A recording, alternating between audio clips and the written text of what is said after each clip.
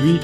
Nous allons donc continuer la lecture du livre, du deuxième livre des rois, toujours avec le récit d'Élisée. Donc en quelques mots, je rappelle donc ce qui s'était produit, mais bon, vous le savez, c'est juste pour introduire rapidement ce quatrième cours. Vous vous souvenez que Élie a donc été enlevé du dessus de la tête d'Élisée. Il est monté dans la nuée, et puis nous sommes arrivés au point où nous allons très rapidement commenter le texte qui suit, parce que j'en avais déjà dit dans plusieurs autres textes,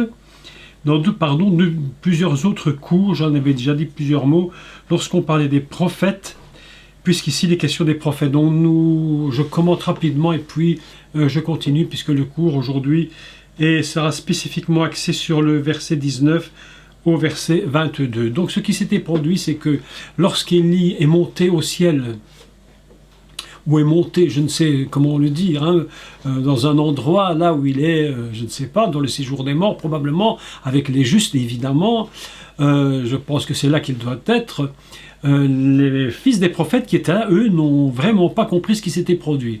J'avais donc expliqué dans mes cours précédents qu'il y a des différents niveaux prophétiques. On peut avoir une part de la révélation, mais malgré tout être limité au niveau de la révélation. Les fils des prophètes qui étaient là avaient dit à Élisée, tu sais que ton maître sera enlevé de dessus de toi. Et à chaque fois, Élisée leur répondait, je le sais, taisez-vous. Donc, Élie, évidemment, savait ce qui allait se produire. Et puis Élisée également en était au courant, les fils des prophètes également étaient au courant, mais lorsque la chose s'est produite, alors les fils des prophètes ne comprenaient plus rien du tout, et ils ont demandé, est-ce que tu veux qu'on aille chercher ton maître, parce que il a été enlevé, mais peut-être que l'Éternel l'a déposé quelque part dans la montagne. Alors Élisée leur disait, mais n'y allez pas, ça ne sert à rien. Et Élisée avait très bien compris qu'il était parti pour toujours. Alors au niveau prophétique était quand même différent, puisqu'ils ont dit, ils assistaient beaucoup, nous dit le texte, ils insistaient, et pour finir, je pense qu'Élisée en avait tellement assez d'écouter leurs insistances, il a dit, si vous voulez y aller, allez-y, et puis faites vos affaires. Ils y sont partis pendant 3 jours. Après 3 jours de fouilles, de recherche intensive, ils sont revenus en disant « Nous ne l'avons pas trouvé ». Et c'est que le texte est assez amusant parce qu'Élisée leur dit « Mais ne vous l'avais-je pas dit ?» Donc c'est ainsi que se termine ce texte, c'est assez extraordinaire. Donc je voudrais aujourd'hui, tout ceci dit, par rapport aux différents niveaux prophétiques qui peuvent exister, même dans l'Église, vous savez, les gens disent parfois je suis prophète, mais je vous affirme qu'il y a différents niveaux prophétiques et nous devons être très prudents par rapport à cela aussi. Mais je conclus ça. Et nous allons lire aujourd'hui à partir du verset 19, et je vais tenter de vous parler d'une façon un peu différente probablement de ce texte que de ce qu'on fait en général dans la lecture. Donc je le lis premièrement à partir du verset 19, donc le deuxième livre des rois, chapitre 2, verset 19, c'est très court, et puis je vais vous donner quelques mots hébreux, quelques réflexions sur ce texte, et je crois que ça va nous ouvrir les yeux sur certaines choses. Donc si vous avez votre Bible, vous la prenez, qu'elle soit en hébreu ou en français, ou en d'autres langues, je ne sais pas, ce que vous pouvez lire, bien sûr, et je commence, verset 19. Les gens de la ville dirent à Élisée, « Voici, le séjour de la ville est bon, comme le voit mon Seigneur. Mais les eaux sont mauvaises et le pays est stérile. » Et il dit, « Apportez-moi un plat neuf, et mettez-y du sel. » Et ils le lui apportèrent. Il alla vers la source des eaux, et il y jeta du sel, et dit, « Ainsi parle l'Éternel, j'assainis ces eaux, il n'en proviendra plus ni mort, ni stérilité, et les eaux furent assainies jusqu'à ce jour, selon la parole qu'Élisée avait prononcée. » Voilà un texte assez court, mais très intéressant. Donc nous nous rappelons qu'Élisée a retraversé le Jourdain et le repassé de l'autre côté. C'est toujours important de comprendre ce premier principe, que nous devons toujours passer le Jourdain. C'est une image, évidemment. Nous comprenons bien que ce n'est pas simplement le fait de traverser la rivière dans la réalité ou dans l'historique des choses, mais traverser le Jourdain, c'est passer de l'autre côté, passer une étape. Donc Élisée était passé avec Élie, il est repassé en faisant le même miracle, en relevant le manteau, comme je l'ai expliqué la fois précédente, en déchirant le sien, avec une violence, avec une détermination incroyable. Il frappe les eaux, il repasse de l'autre côté du Jourdain, et de nouveau, il va se retrouver à Jéricho. Il fait donc le chemin inverse. Il est parti de Bethel, il va à Jéricho, il passe le Jourdain, il fait le contraire, il repasse le Jourdain, retourne à Jéricho et repart à Bethel. Et ici, nous sommes donc à Jéricho. Et ce qui est tout à fait étrange dans ce texte, c'est la déclaration des gens de la ville. La première fois qu'ils sont passés, Élie et Élisée, les gens de la ville ne sont pas intervenus. Alors que pourtant, Élie est aussi un homme extrêmement puissant, un homme de foi et de miracles. Mais voilà que on apprend qu'au retour, les gens de la ville vont parler à Élisée et vont lui dire quelque chose de très surprenant. Quelque chose qui paraît tout à fait, je dirais presque banal à la lecture, mais quand même ça pose une véritable question. Donc je relis simplement, les gens de la ville dirent à Élisée, « Voici le séjour de la ville est bon, comme le voit mon Seigneur. » On apprend donc une chose avec ces premiers textes, c'est que le séjour de la ville est bon. Ils ont donc tout ce qu'il leur faut. Il ne leur manque rien. Vous savez, une ville où il n'y a pas d'eau, c'est une catastrophe. Si vous imaginez un peu ce qui se produirait aujourd'hui dans une ville, si... Je ne sais pas, je prends une ville comme, je ne sais pas, Paris, Strasbourg, Bruxelles, même où j'habite, même un village simplement. Si une ville était subitement privée d'eau, comment pourrions-nous dire que le séjour de la ville est bon? Alors voici que dans ce texte-ci, quelque chose est surprenant. La première chose qu'ils disent à Élisée, c'est « Voici le séjour de la ville est bon, comme le voit mon Seigneur ». Et puis il continue avec quelque chose qui est tout à fait surprenant. Et lorsque j'ai lu, je me suis dit, mais c'est quand même surprenant, mais les eaux sont mauvaises et le pays est stérile. Je me suis posé cette question. Je me dis, mais comment une ville peut-elle avoir un séjour excellent? Le séjour est bon, c'est formidable, tout se passe bien, mais voilà que tout à coup il dit, mais quelque chose se produit, il y a un problème au niveau de l'eau et ils disent le pays est stérile.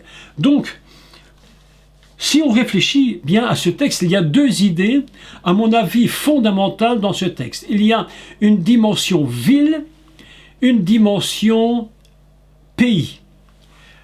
On peut très bien se trouver dans une ville excellente, et vous allez voir que le texte hébreu, lui, va dévoiler quelques principes, quelques idées absolument surprenantes. On peut se trouver dans une ville excellente, comme nous serions dans nos villes actuellement, où tout fonctionne bien, et pourtant, le pays dans lequel nous sommes, quelque chose ne fonctionne pas. Nous vivons dans des lieux aujourd'hui où évidemment les gens se plaignent beaucoup, mais en réalité nous sommes dans des villes où on peut dire que malgré tout le séjour est bon, il y a ce que l'on désire, on peut boire, manger, on peut faire plein d'activités, le séjour de la ville en soi est bon.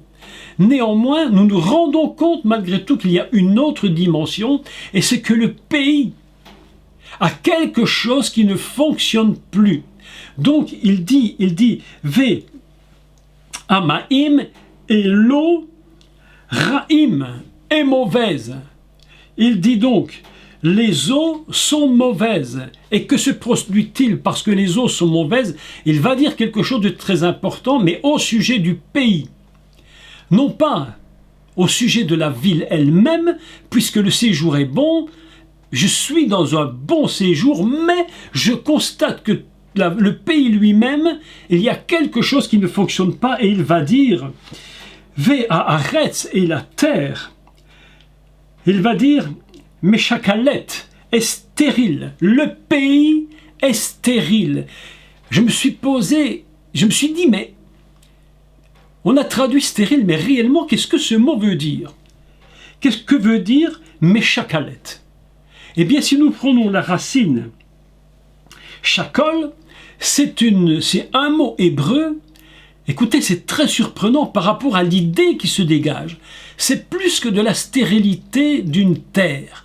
C'est plus qu'un pays qui ne produirait pas de blé, qui ne produirait pas de récolte. C'est plus que ça.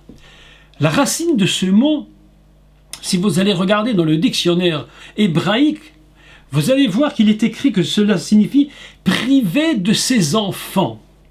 Ça peut même signifier « avorter ».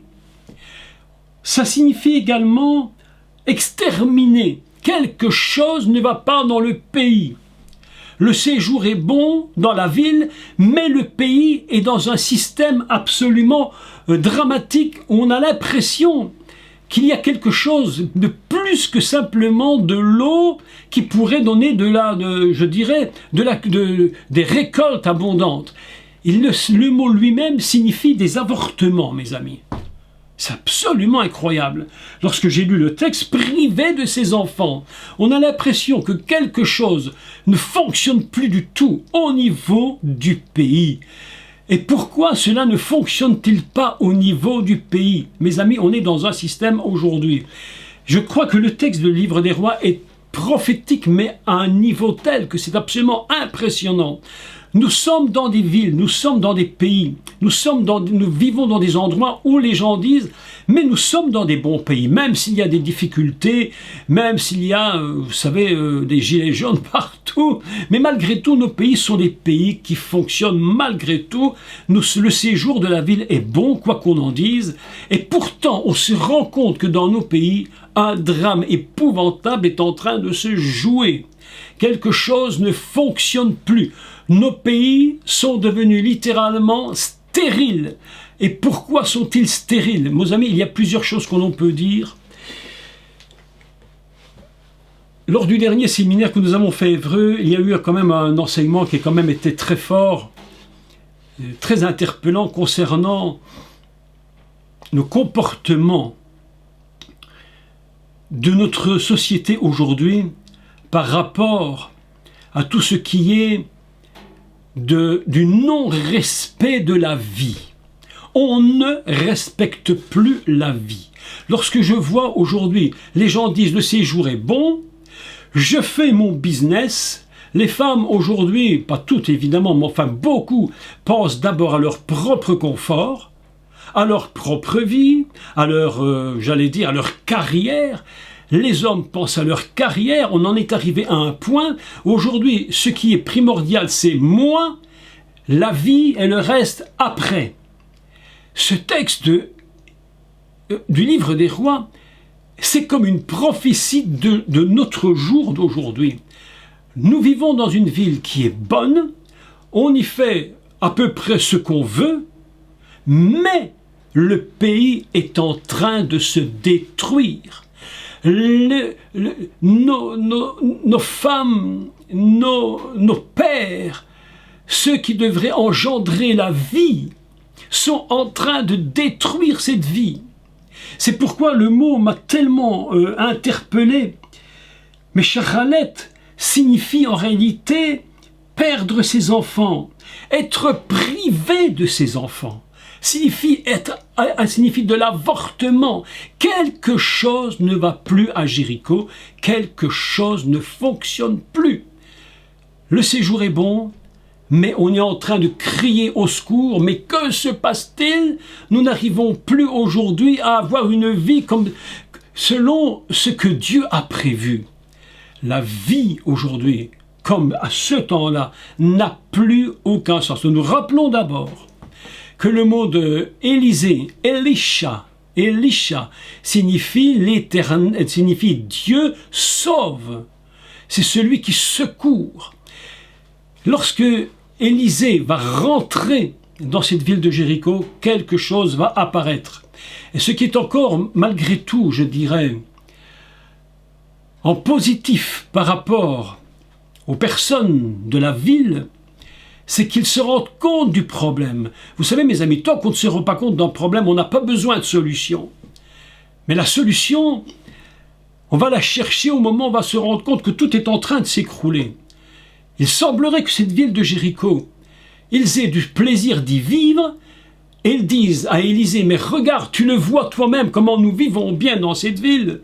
Donc ce n'est pas réellement un problème d'eau. Je ne crois pas que ce soit réellement un problème de l'eau. Je vais vous expliquer où je crois que se trouve le problème de Jéricho.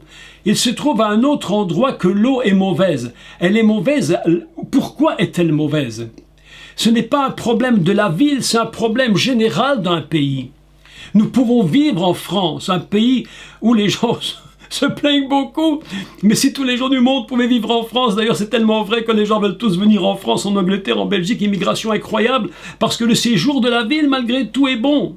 Mais lorsqu'on y est, on se rend compte de la catastrophe qui s'y produit. On se rend compte de tout ce qui est en train de s'écrouler de partout, au niveau de la morale. Et vous savez, lorsque l'on touche à la morale, en réalité, on ne touche pas qu'à la morale. En réalité, on touche à la vie. Et lorsque l'on touche à la vie, on touche à ce qui est le plus élevé.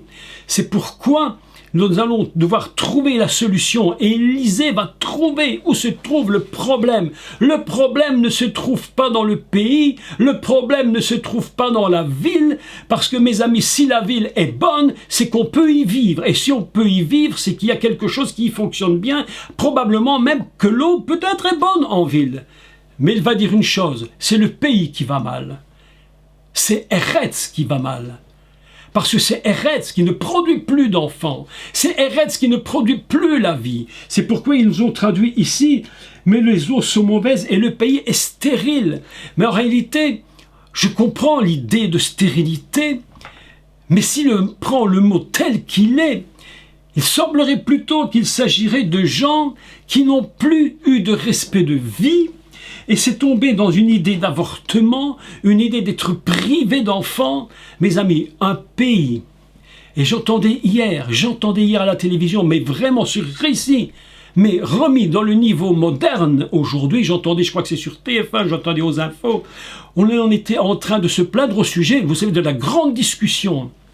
Écoutez, la grande discussion en France aujourd'hui, c'est quoi? Comme en Belgique d'ailleurs. C'est les retraites. Pourquoi les retraites sont-elles un grand problème? Alors vous allez me dire, mais qu'est-ce qu'Élisée peut avoir à faire avec les retraites françaises et les retraites belges? Qu'est-ce que ça peut avoir à faire? Mais mes amis, c'est là le problème. C'est que lorsqu'il n'y a plus d'enfants, il n'y a plus on est en train de la dénatalité a atteint un tel niveau dans nos pays. Tout ça sur le principe du confort, sur le principe de la ville est bonne. Nous vivons dans une bonne ville, je fais mes business, je fais mes affaires. Mais le pays est stérile, mes amis. On fonctionne dans un système dramatique aujourd'hui. Dramatique aujourd'hui. La ville est bonne. Probablement même que l'eau est bonne. C'est très probable. Mais le pays est mauvais. Parce que la stérilité l'a frappé. Et si ce n'est pas la stérilité, c'est au moins un des grands principes. Aujourd'hui, mes amis, le grand problème de notre société, c'est l'avortement. La dénatalité est incroyable dans nos pays. On arrive à un tel point qu'il n'y a plus assez de personnes pour pouvoir travailler, pour pouvoir alimenter les caisses pour ceux qui sont à la retraite. C'est-à-dire, c'est un pays qui vieillit littéralement. J'ai l'impression que Jéricho, c'est une image, mais impressionnante, prophétiquement, d'un pays qui vieillit. La terre est stérile, on ne produit plus, il n'y a plus rien qui se fait. Aujourd'hui, c'est une catastrophe, le monde est en train de s'écrouler. Les agriculteurs perdent leur bétail. On essaie de trouver des solutions, mais le pays va mal. Le pays va mal, mes amis. La ville est encore bonne parce qu'il y a encore des gens qui peuvent y vivre décemment, mais dans l'ensemble, la ville, le pays va mal. Et Élisée, ils vont aller voir le prophète Élisée et ils vont lui dire, mais regarde ce qui se passe. Mais Élisée, c'est un prophète extraordinaire. Et il va immédiatement trouver où se trouve le problème de Jéricho. Le problème de Jéricho se trouve à un niveau beaucoup plus élevé qu'on imagine. C'est pas simplement un problème, je dirais, de basique terrestre. Il se trouve dans une dimension beaucoup plus élevée. Et il va dire, écoutez ce qu'on va faire. Et il va demander à la population, tout du moins à quelques personnes bien entendu, mais qui représentent la totalité de la population, de faire quelque chose. Vous savez, souvent, je parle un peu basiquement comme ça, mais on est dans des systèmes d'assistanat perpétuel. Vous avez remarqué qu'on est dans des systèmes d'assistanat. Il faut que tout le monde fasse tout pour tout le monde. C'est-à-dire que personne ne dit aujourd'hui j'ai droit à ça, j'ai droit.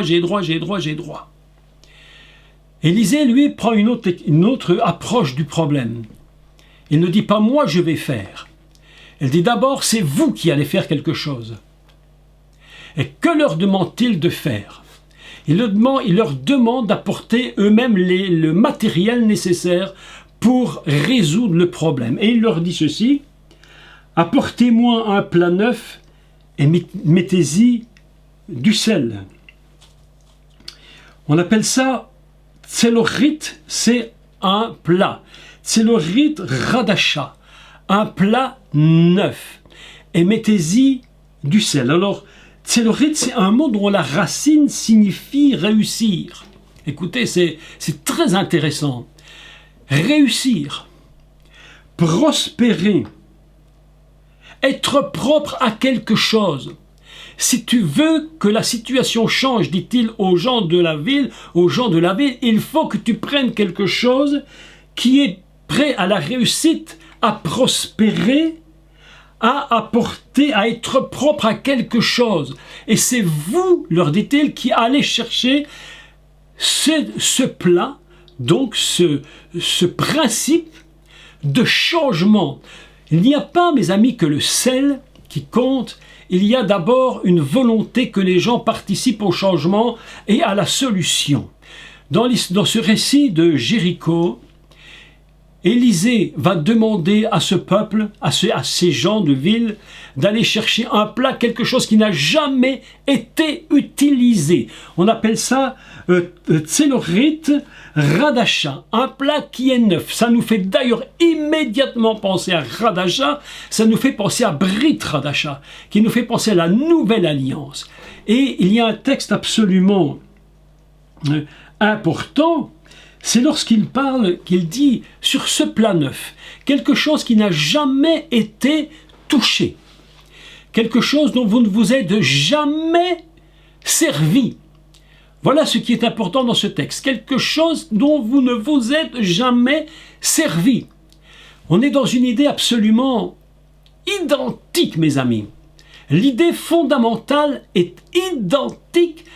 Écoutez à l'idée que j'en dégage. C'est lorsqu'on a mis le Mashiach Yeshua dans la tombe. La tombe n'avait jamais dû être utilisée. Parce que si elle était utilisée, elle n'aurait jamais pu être la matrice fondamentale qui a permis au Mashiach de reprendre vie. Le Mashiach ne pouvait reprendre vie que dans une tombe qui n'avait jamais été utilisée, exempt de toute mort, exempt de toute vie détruite. C'est pourquoi le texte ici nous dit qu'il y a vraiment un problème de mort et un problème où la vie est en train d'être détruite par la mort. Nous sommes dans deux idées absolument similaires. Une tombe jamais utilisée qui est la matrice céleste du recommencement de l'univers par le Mashiach Yeshua qui y est déposé et qui va redonner vie. Ainsi, Élisée dit, donnez-moi donc un tselorit, c'est-à-dire un vase radasha. Jamais il n'a été touché par quoi que ce soit. C'est la condition fondamentale. On suppose donc que dans cette ville où le drame, et dans ce pays où un drame est en train de se produire, qu'il y a quand même encore quelque chose qui peut venir et qui peut libérer cette ville de la mort qui la frappe. C'est absolument important ce que j'explique. Libérer cette ville, de ce pays de la mort. Ainsi, pour ce faire, il faut retourner à la matrice. Il faut repartir là où se trouve le problème. On est toujours dans une même idée. J'ai beaucoup aimé l'enseignement, je le redis parce que je le redis, c'est pas pour flatter quoi que ce soit, mais j'ai beaucoup aimé l'enseignement de Daniel lorsqu'il nous a parlé de Élie le Tishbite, qui veut dire le retour, celui qui fait du retour, mes amis. Et lorsqu'Élisée reçoit l'onction d'Élie, il reçoit lui-même cette capacité de faire des retours, retourner là où se trouve la faute, réparer la faute où elle se trouve. Ainsi, que va-t-il faire? Donnez-moi un plat neuf. Apportez-moi un plat neuf. Tselorit Radasha. Jamais, quelque chose qui n'a jamais été touché. Il y a un texte... Mais avant ça, je continue. Et il dit, et vous y mettrez du sel. Vous savez que le sel a double fonction, évidemment. Double fonction, même plus, mais... fondamentalement, deux fonctions de base très importantes. C'est une première fonction, c'est de donner du goût, n'est-ce pas, de donner le goût, de relever la saveur. Une deuxième fonction, si on en met trop, ça te tue, ça te détruit tout. Mais dans l'Ancien Testament, il y avait quelque chose de très important. Ça se trouve dans le livre des Nombres, versets 18 et 19. Si vous prenez note de cela, Nombre 18, verset 19, il nous parle d'une alliance, des offrandes qui sont faites avec le sel. Toute alliance perpétuelle doit être salée de sel. C'est-à-dire, c'est une alliance perpétuelle. Dieu va faire une alliance. Comment va-t-il le faire? En salant l'offrande qui est donnée. Autrement dit, quelque chose qui n'a jamais été touché, quelque chose qui est neuf. D'accord? Et dessus, on y apporte du sel. Il y a donc la fonction ici d'un sacrifice et d'une alliance que Dieu veut refaire. Si nous revenons et si nous faisons une teshuva, s'ils retournent là où la faute est commise, s'ils viennent avec quelque chose de neuf, c'est-à-dire on pourrait même dire, entre parenthèses, probablement un cœur complètement neuf, quelque chose de tout à fait nouveau, eh bien, ils vont mettre du sel dedans en signe d'alliance. Pour réparer le problème de Jéricho, il faut purifier et il faut faire une alliance, mes amis. C'est très important, une alliance. Ainsi, le prophète va leur demander de venir. Apportez-moi un plat neuf, mettez-y du sel. Et alors ce qui sera absolument important, c'est la suite du texte, il dit « Et ils le lui apportèrent. Il alla vers la source des eaux. » Écoutez-moi, écoutez, c'est très important le mot. On appelle ça « El Motsa Hamaim ». « El Motsa Hamaim ». La source des eaux. Élisée aurait très bien pu, humainement parlant, dire où se trouve l'eau qui est mauvaise. Montrez-moi l'eau ou la rivière, là où ça se trouve. Mais ce n'est pas ça le but d'Élisée. Le but d'Élisée, retourner à la source. C'est pourquoi il dit El Motsa Haim. Hamaim, El Motsa Hamaim, on va retourner à la source des eaux, là où se trouve le problème. Mes amis, comment se fait-il que la source, c'est-à-dire ce qui se trouve en tête, ait été sali? Et voilà le problème de la vie. Le problème de la vie à Jéricho, c'est pas un problème du bas, en réalité. C'est pas un problème d'homme en bas directement. C'est parce qu'ils ont touché à quelque chose de plus élevé que tout cela. Ils ont touché à la source. Ils ont touché à ce qui est en haut. Et lorsque l'on touche à ce qui est en haut, mes amis, on se met dans des situations absolument épouvantables. C'est pourquoi Dieu avait donné au peuple d'Israël ces paroles, c'est dans ces 10 commandements, le premier commandement qu'il va donner. C'est exactement la paraphrase de ce qu'il dit ici.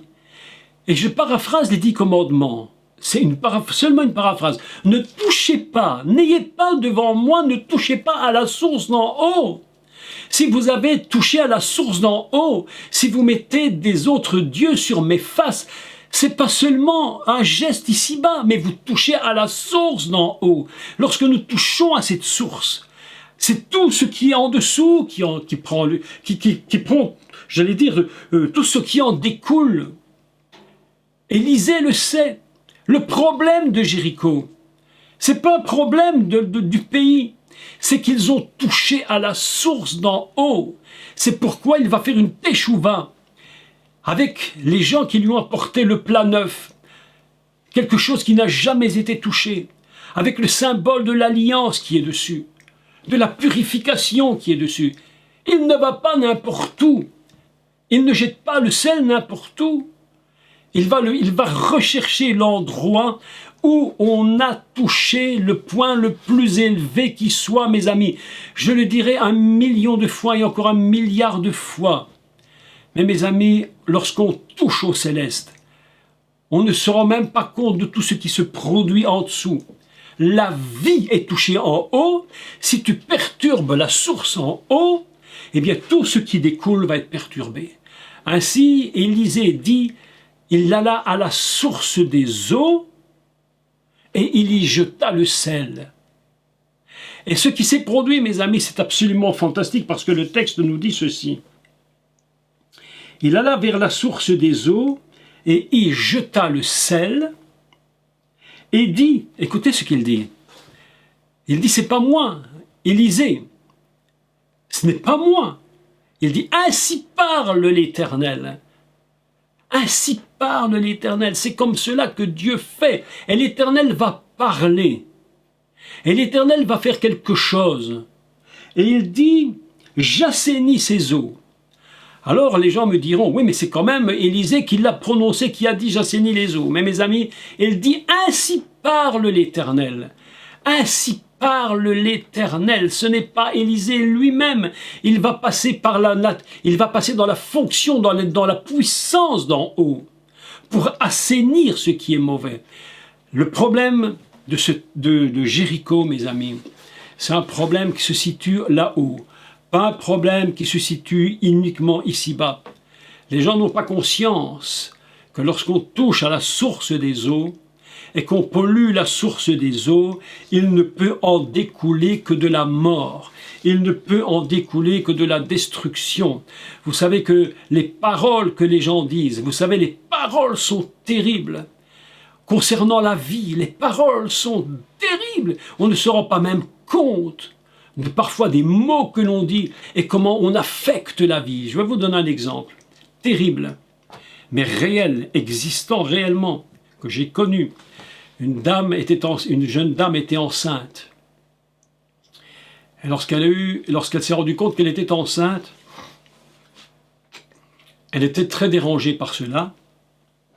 Et elle a maudit son enfant. Elle l'a maudit. Elle a prononcé des paroles de mort, disant, mais qu'est-ce que tu es venu faire dans mon ventre? Je n'avais pas besoin de toi. Pourquoi tu es venu? Tu déranges. Et je reprends le texte. Tu déranges la ville dans laquelle je suis. Le séjour de la ville était bon, mais qu'est-ce que tu viens me faire? Et maintenant tu me déranges. Vous savez ce qui s'est produit? L'enfant est né, l'enfant est mort. Elle a pleuré, elle a hurlé. Elle a été dans une dépression totale. Elle s'est rendue compte que les mots qu'elle avait dits avait touché non pas seulement l'enfant qui était dans son ventre, mes amis, mais touchait le céleste. Vous savez, nos pays vont mal aujourd'hui, mais le séjour de la ville est bon. Mais oui, il est bon. Mais le pays est en une catastrophe parce qu'ils sont privés d'enfants, ils sont privés de vie. Lorsque l'on touche à la vie, à la conception, mes amis, cela représente, mais la vie dans tous les niveaux, dans tous les niveaux possibles, inimaginables. Tu touches la source d'en haut, tu touches la vie ici-bas, et le séjour de la ville est bon, mais toi, tu détruis ton pays. Je pense que le texte de 2 Rois dépasse de loin simplement un simple récit d'un simple miracle d'Élisée. Je crois qu'on sommes vraiment dans un livre, comme le disent les rabbins, le livre des rois est un livre complètement prophétique. Et la prophétie de ce livre est en train de nous montrer combien dans nos pays nous sommes exactement soumis à cette situation. On parle souvent de ce texte par rapport à l'Église, aux chrétiens, et ce qui n'est pas faux, mais pas toujours le cas. Mais par rapport à nos nations dans lesquelles nous vivons, nos pays dans lesquels nous sommes, il y a véritablement un problème au niveau de la vie. L'égoïsme de chaque personne, l'égoïsme des gens, les pères qui démissionnent, les mères qui démissionnent, les avortements à n'en plus finir, un génocide tel qu'on n'en a jamais vu, jamais connu une telle horreur.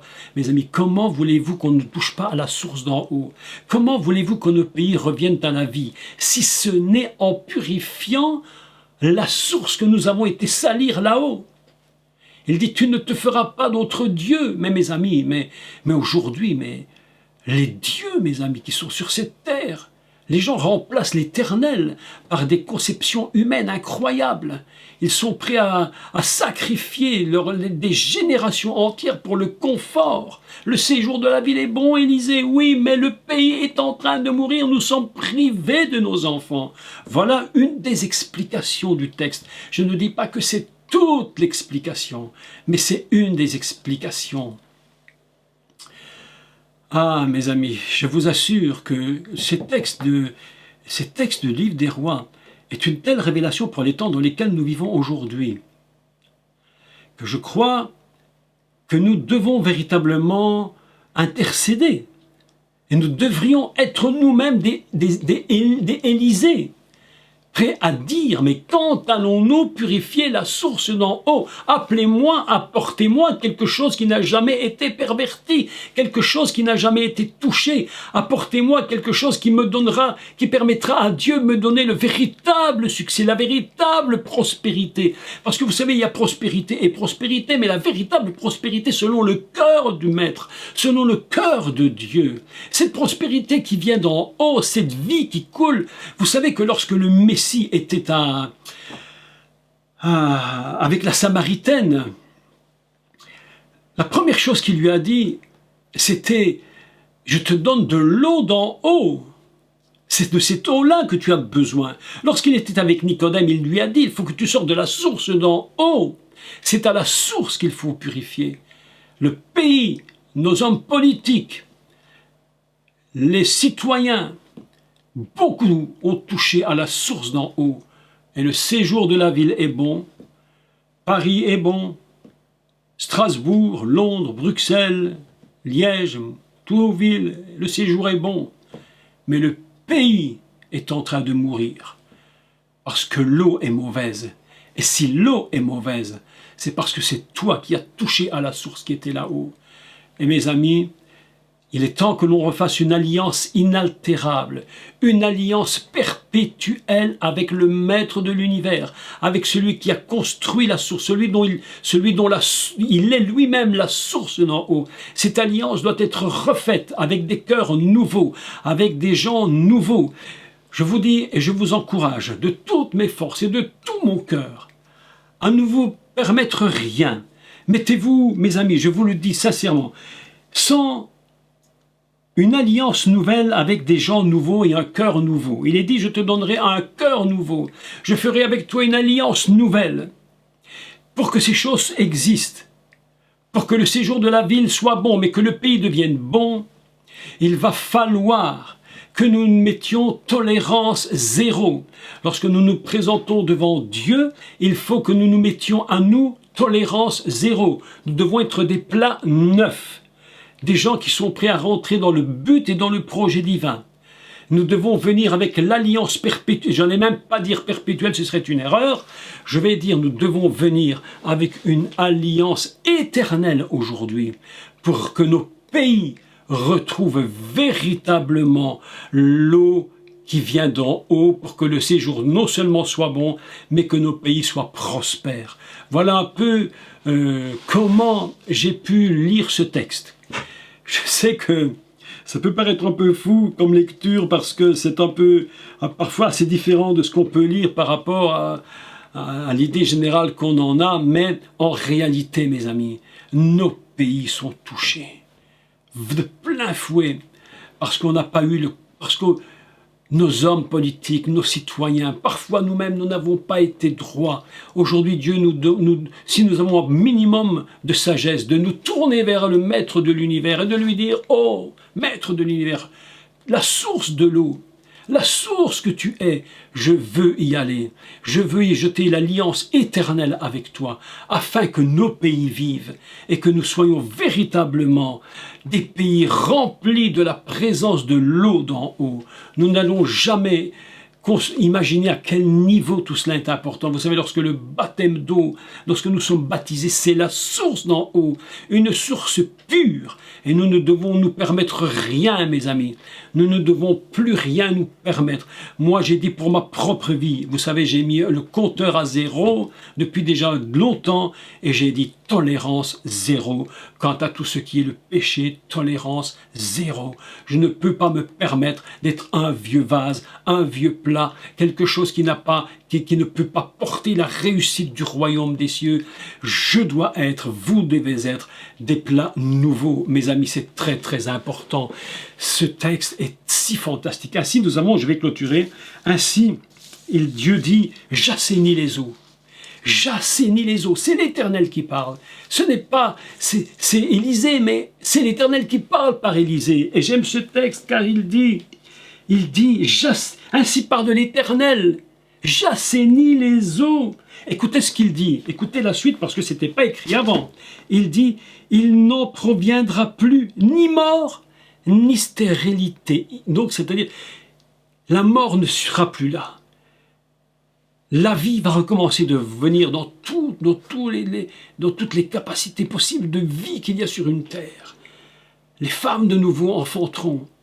Il y aura de nouveau des choses magnifiques qui vont se produire parce que l'eau d'en haut est en train de couler. Ainsi, nous avons 3 choses. Le texte commence par la ville, il continue par le pays et puis par la source.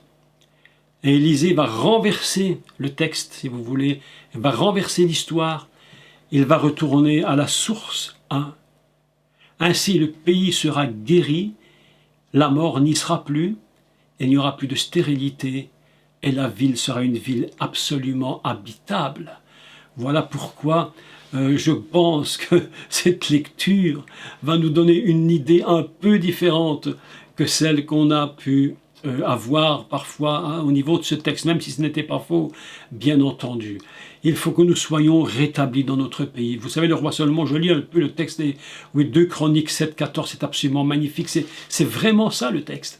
Il dit, si mon peuple revient à moi, s'il retourne à la source, qu'il s'humilie, qu'il se détourne, qu'il cherche ma face, alors je lui pardonnerai son péché et je guérirai son pays. Je pense que, pourquoi, alors je clôture, pourquoi ce texte a-t-il été pris à partir de la ville de Jéricho et pourquoi pas une autre ville? Il y a plein de villes en Israël, il y en a plein. Pourquoi Jéricho? Mes amis, parce que Jéricho, c'est la porte d'entrée, la première porte d'entrée dans le pays de la promesse. C'est là que Josué est rentré la première fois. C'était la première ville qu'il faut prendre. C'est pourquoi ce récit de Jéricho est absolument magnifique, parce que c'est retourner à l'entrée de la promesse. Tu veux que la promesse s'accomplisse, c'est Jéricho. Après, il y aura d'autres choses. Mais Jéricho, c'est le symbole, c'est le commencement. C'est le lieu d'entrée dans le lieu de ta promesse. Le séjour est mauvais, le séjour est bon, le pays est mauvais. Mais qu'importe, retourne à la source. Prends l'alliance éternelle. Retourne près du Père, jette le sel, symbole de l'alliance, de ta propre vie que tu donnes pour lui. Et mes amis, je vous dis, quelque chose va réellement se passer et le pays va revivre, j'en suis convaincu. Voilà ce que je voulais vous dire en quelques mots aujourd'hui.